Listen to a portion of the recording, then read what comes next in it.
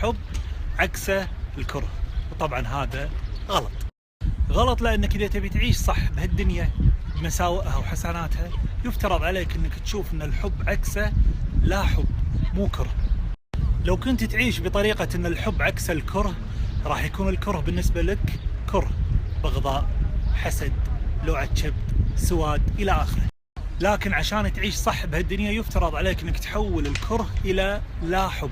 يعني بالدنيا ما عندك إلا شغلتين، يا حب يا لا حب. راح أقول لكم شلون. لا حب معناته سلام، معناته تسامح، معناته ممكن يكون بيني وبينك شيء لكني عادي أقدر أعيش معاك طبيعي.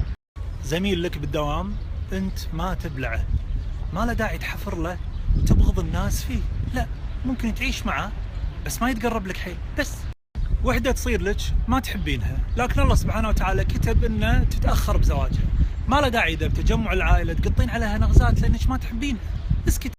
لو كل واحد فينا طبق مرحلة اللا حب راح يستمتع جدا بحياته، حتى لنفسك ولصحتك. باكر لما تروح تقبل على المخدة ما طلع كبدك وتقعد توسوس وتفكر بالناس.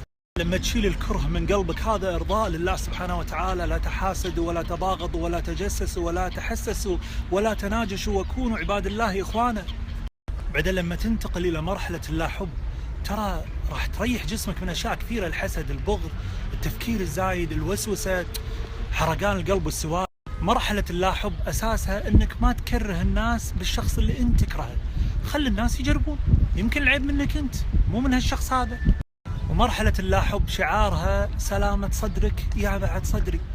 ما يصير، لازم يكون صدرك واسع وابيض وغير ضيق واسود. وسلامة الصدر من وين ماخذينها؟ من أهل الجنة. يقول الله سبحانه وتعالى ونزعنا ما في صدورهم من غل إخوانا على سرور متقابلين. وأخيرا لما تحط راسك على المخدة تذكر شيء مهم جدا، أن هناك ناس من أهل الجنة ما كان عندهم أعمال صالحة كثيرة إلا سلامة الصدر بس. وتذكر أن على قدر النوايا تأتي العطايا. يقول الله عز وجل إن يعلم الله في قلوبكم خيرا يؤتكم خيرا. والسلام عليكم.